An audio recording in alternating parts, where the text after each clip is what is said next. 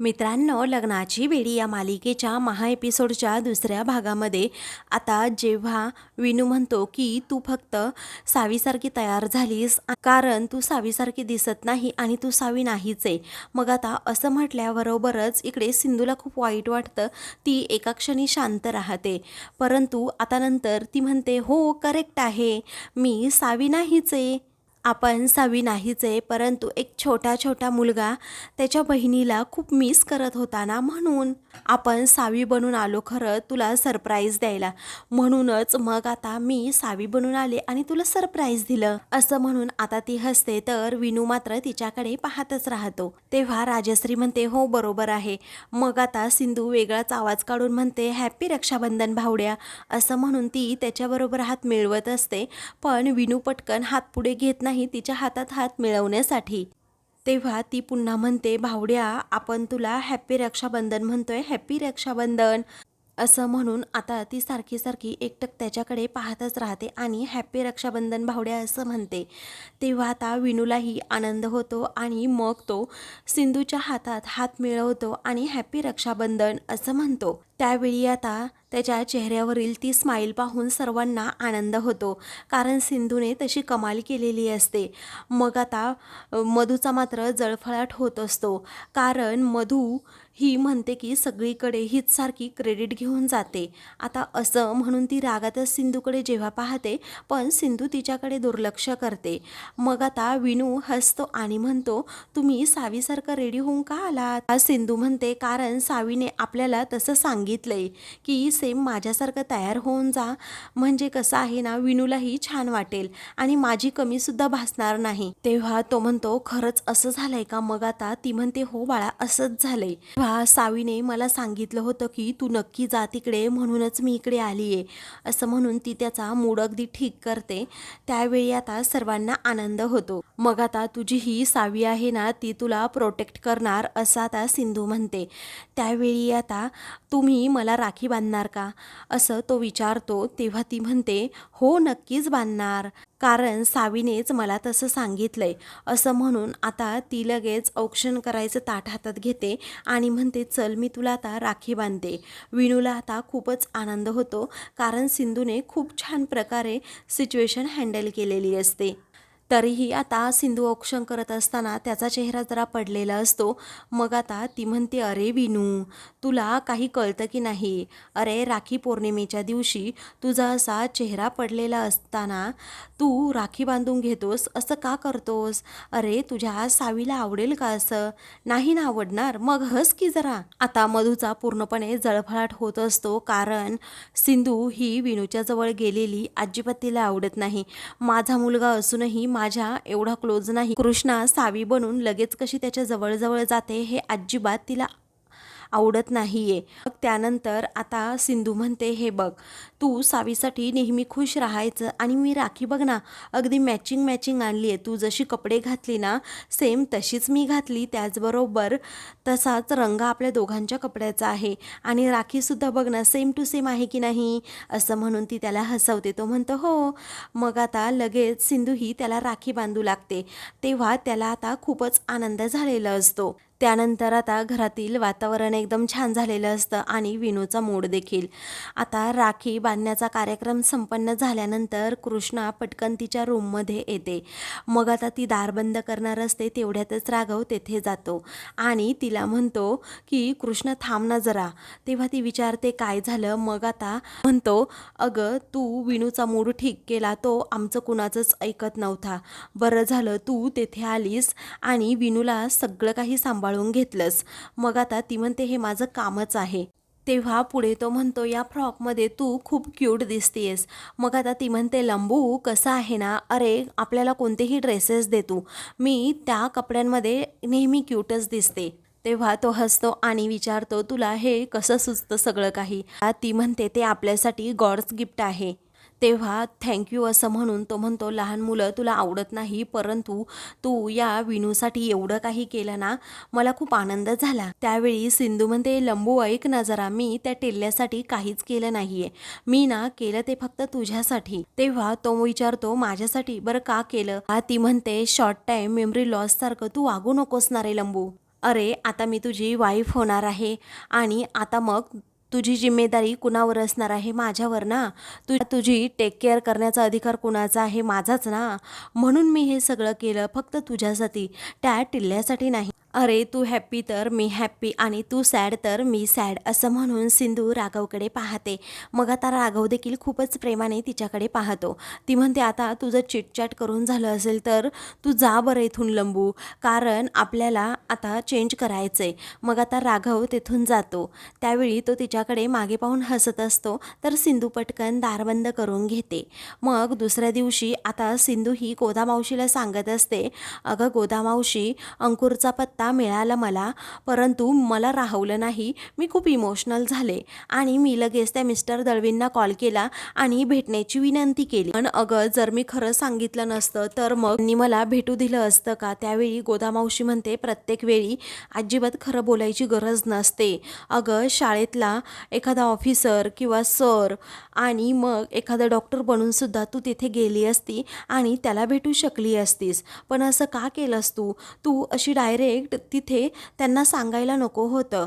त्यावेळी आता सिंधू खूपच इमोशनल होते आणि म्हणते, कसं आहे ना गोदामावशी, अगं माझ्याच लेकरांना भेटण्यासाठी मला अशी वेगवेगळी रूपं घ्यावी लागतात आणि याच गोष्टीचा मला सर्वात जास्त कंटाळा आलाय. कारण माझी दोन्हीही मुलं कुठं आहेत ते मला माहीत आहे, परंतु मी त्यांना भेटू शकत नाही, त्यांना पाहू शकत नाही आणि त्यांना अगदी माझ्या कुशीत सुद्धा घेऊ शकत नाही. या गोष्टीचा मला किती त्रास होत असेल मावशी, याचा विचार कर ना गं तू. म्हणूनच तो नंबर मिळाल्या मी लगेच त्या दळवींना कॉल केला.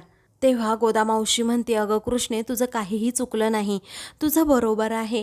आपल्याच पोटचा गोळा जर आपल्यापासून असा दूर गेला तर काय तकलीफ होते ना, हे फक्त एका आईलाच माहीत. माझ्या मुलांना सुद्धा मी गमावले, असं म्हणून गोदामावशी इमोशनल होतात. त्यावेळी सिंधू म्हणते, तुला माहिती आहे का गोदामावशी, परवा जेव्हा सावी माझ्यासमोर होती ना, असं वाटत होतं की तिला घट्ट मिठीत घ्यावं आणि अजिबात कुणाचं ऐकू नये, कारण जे होईल ते होईल. माझी सावी होती माझ्यासमोर. त्यामधूनही त्यानंतर माझं काही बरं वाईट केलं असतं ना तरीही मला चाललं असतं. त्यावेळी मी माझं कसं कंट्रोल केलं माझंच मला माहीत, असं म्हणून सिंधू आता चिडते. त्यावेळी गोदामावशी म्हणतात, आपल्याला धीराने घ्यायला हवं. सावीला जर कायमच तुझ्याजवळ आणायचं असेल तर आपल्याला मनावर दगड ठेवावाच लागेल. अगं पोटचा गोळा असा पाहिल्यानंतर ते पण एवढ्या दिवसांनी आईचा ऊर भरून येणारच. आणि अजून एक गोष्ट सांगू का, जशी लेकराला आईची ओढ असते ना तशी आईला सुद्धा लेकराची ओढ असतेच ग. तेव्हा सिंधू म्हणते, ही गोष्ट कायमच मी लक्षात ठेवेन. मग आता गोदामावशी म्हणतात, जसे सुखाचे दिवस जास्त दिवस नसतात ना बाळा, तसे दुःखाचे सुद्धा नसतात. एक ना एक दिवस वेळ बदलतेच. तर आई, एकविरेवर श्रद्धा ठेव, विश्वास ठेव, म्हणजे सगळं काही ठीक होईल. त्यावेळी सिंधू म्हणते की जेव्हा राघवला समजेल की आमचा अंकुर हा जिवंत आहे तेव्हा त्यांना किती आनंद होईल ना. पुढे आता सिंधू सांगू लागते, अगं काल तर गंमतच झाली, कारण जेव्हा माझा मूड ठीक नव्हता ना तेव्हा त्यांना माझ्या चेहऱ्यावरून समजलं माझा मूड ठीक नाही आहे. मग त्यांनी त्यांच्या रूममध्ये मला नेलं, प्राण्यांचे आवाज काढून दाखवले, वेगवेगळी मिमिक्री केली आणि मला हसवलं. आणि मग त्यांच्या बोलण्यावरून मला असं समजलं की नेहमी प्रयत्न करत राहायचा, एक ना एक दिवस नक्की येणारच आपला. आणि त्याचबरोबर ही प्रयत्नांचं फळ खरंच खूप मोठं असतं. त्यामुळे सिंधू कधी हरायचं नाही. कोणतीही गोष्ट सहजासहजी अशी मिळत नाही, त्यासाठी खूप प्रयत्न करावे लागतात, असं त्यांनी तेव्हा सांगितलं. आणि म्हणूनच मी माझे प्रयत्न सुरू ठेवणार आहे. म्हणूनच मी त्या दळवींना फोन केला आणि त्यांना सांगितलं की मला माझ्या अंकुरला भेटायचंय. गोदामावशी विचारतात, मग ते काय म्हणाले? त्यावेळी त्यांना आधी पटणारच नव्हतं आणि पटलेलं नव्हतं, पण मी त्यांना वचन दिलं की मी अंकुरला तुमच्यापासून कधीही वेगळं करणार नाही, हा शब्द मी त्यांना दिला. त्यानंतर ते कसेबसे तयार झाले. त्यावेळी सिंधू म्हणते, पण ते मनापासून तयार झाले आहेत असं मला वाटत नाही. त्यांनी कदाचित माझं दुःख समजून घेतलं असेल किंवा मी जे वचन दिलं ना त्यावर विश्वास ठेवला असेल. पण कारण काहीही असू दे, मी माझ्या अंकुरला भेटणार आहे ही गोष्ट माझ्यासाठी खूप सुखवणारी आहे आणि आनंदाची आहे. फक्त आता मला माझ्या मनावर संयम ठेवावा लागेल तिथे गेल्यानंतर.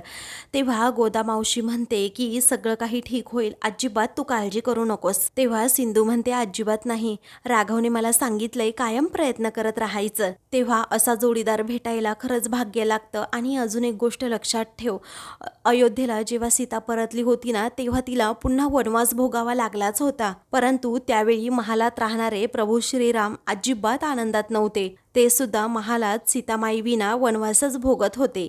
मी मगाशी काय म्हटलं हे सुद्धा दिवस जातील, तुम्ही चौघे सुद्धा सुखात आणि आनंदात जगाल, हा माझा शब्द आहे असं म्हणून एकविरे आईला लगेच गोदामावशी प्रार्थना करते या चौघांचं कुटुंब लवकरात लवकर एकत्र येऊ देत. राघव आता त्याच्या सहकाऱ्यांबरोबर फोनवर बोलत असतो आणि मग नंतर फोन ठेवतो.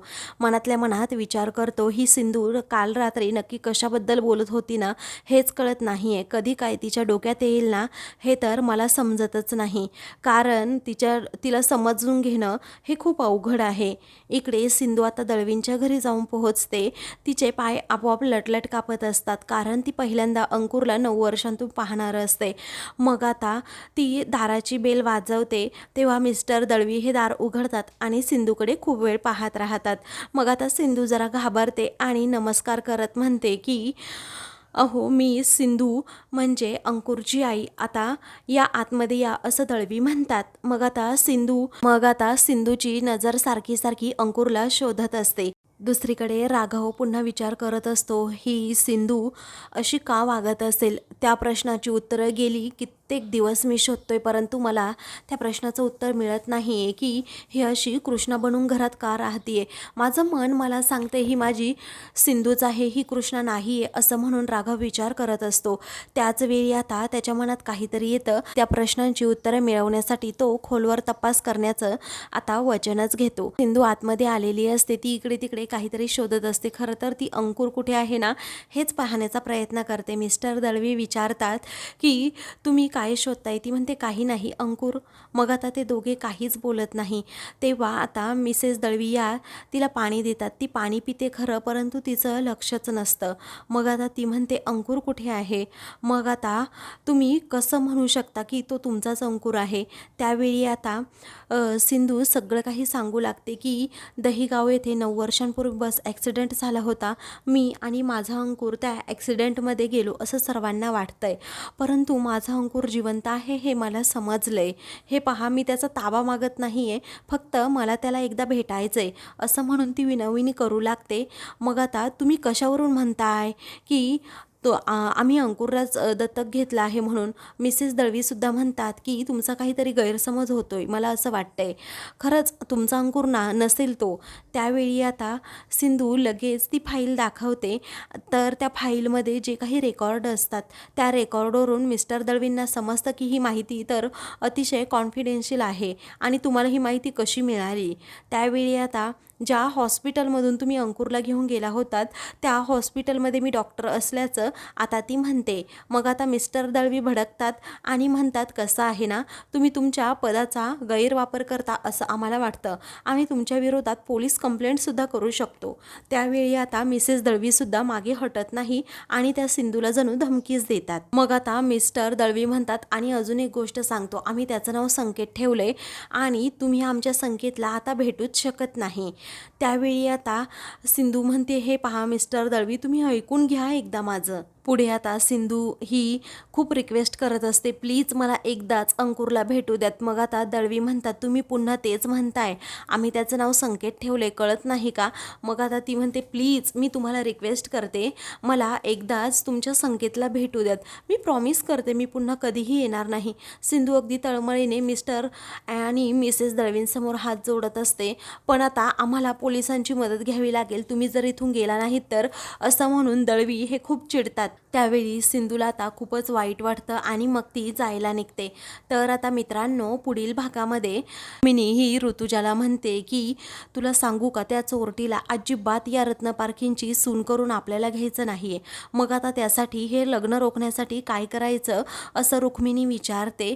मग आता ती म्हणते की श्रावण सुरू होतोय ना, त्याचाच फायदा आता आपण घ्यायचा. मग आता ठीक आहे असं ऋतुजा म्हणते. दुसरीकडे सिंधू ही मिस्टर आणि मिसेस दळवींना रिक्वेस्ट करते की मी कधीच पुन्हा त्याला भेटणार नाही, एकदाच तुमच्या मला संगीतला भेटू द्यात. त्यावेळी आता ती त्यांच्याकडे पाहतच राहते. मग इकडे आता सिंधू घरी येते आणि म्हणते माझा अंकुर जिवंत आहे, मी त्याला पाहिल्यानंतर पुन्हा कधीच मी त्याच्यापासून दूर जाऊ शकणार नाही, त्याच्याशिवाय राहणंच शक्य नाही. आता राघव तेथेच असतो आणि तो दरवाजाच्या मागून सगळं बोलणं ऐकत असतो. अशाच मालिकेंचे पुढील भाग पाहण्यासाठी चॅनलला सबस्क्राईब करा.